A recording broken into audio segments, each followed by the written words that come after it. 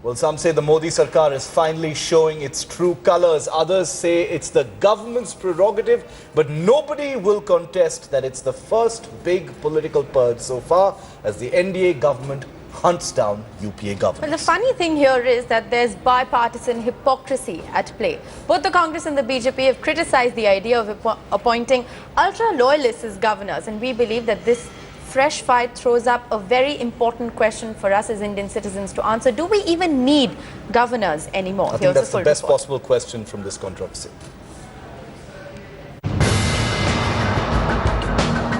It's revenge season in Indian politics. With Uttar Pradesh Governor B.L. Joshi resigning, 6 other UPA-appointed governors are expected to take the hint. 3 of them meeting with the President on Tuesday did little to scotch the speculation. But things remain in suspended animation. High up on the names that have been red-marked by the Modi government is that of Sheila Dikshit, whose appointment as the Kerala governor just before the Model Code of Conduct kicked in was a subject of much heartburn.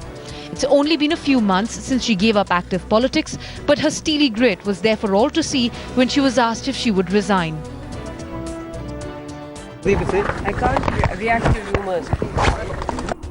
Her counterpart in West Bengal is a close second on the centre's list. But Modi has a way of uniting foes.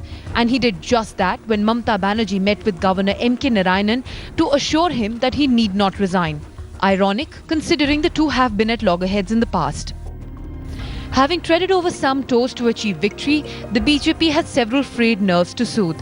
But that's not to take away from the fact that the move is provoked by what happened in 2004, when the UPA came to power and removed as many as 4 governors appointed by the displaced NDA government.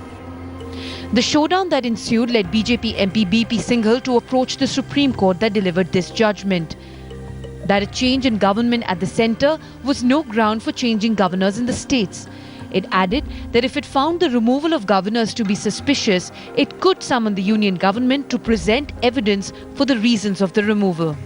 Sources say there is a 3-pronged approach in place. To remove those whose terms are ending, tell them to step down immediately, failing which, move them to smaller states, and only in the 3rd phase will the NDA government get down to a confrontation to remove them. But in the year 2014, one is forced to ask just what purpose do governors serve? Are they effective as a means to check the state government, or are they simply an expensive relic of the Raj? Take for example Kamala Beniwal's resistance to the Modi government when he was Chief Minister of Gujarat. Was it just a politically motivated fight with the then Gujarat Chief Minister, or was it a way to highlight a state government's high-handedness? The political fight still centers around who will be governor, but perhaps it's time the need for the institution itself be debated. Bureau Report, Headlines Today. I want to take you straight across live to Headlines Today's Deputy Editor Brijesh Pandey, who's tracking all of these developments. Brijesh, what are we likely to see happen today? This is a big political purge. Many say that this is bipartisan hypocrisy because all parties in power, assume it's their prerogative to appoint their own governors and purge the ones appointed by their predecessors. What are we going to see happen today?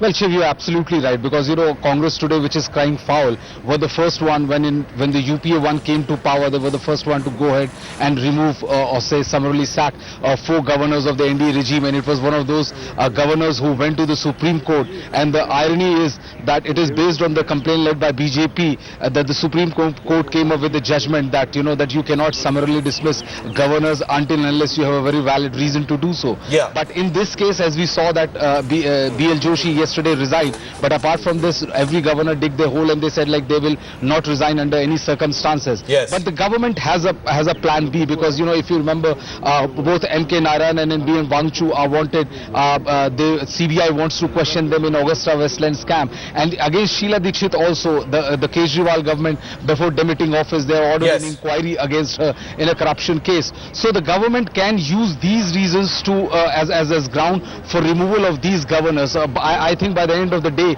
we will get to know something for sure, because the government is pretty determined that these political appointments, they will see to it that they do not remain in office for long. Apart from it, if in the case of Hansraj Bharadwaj, the governor of Karnataka, as well as Kamla Beniwal, the contentious governor of Gujarat, their tenure is going to end anytime soon, because Hansraj Bharadwaj's tenure is ending by the end of this month only, and her tenure ends by the end of July. So I think in those two cases, the government might prefer to go for a wait and watch policy, but the governors, as of now, will have to go. Well, it's a purge, there's no doubt about it. The constitutional argument is being thrown up, but at the end of the day, it is being seen as a political prerogative that throws up many larger questions about whether governors are really necessary in a modern polity anymore.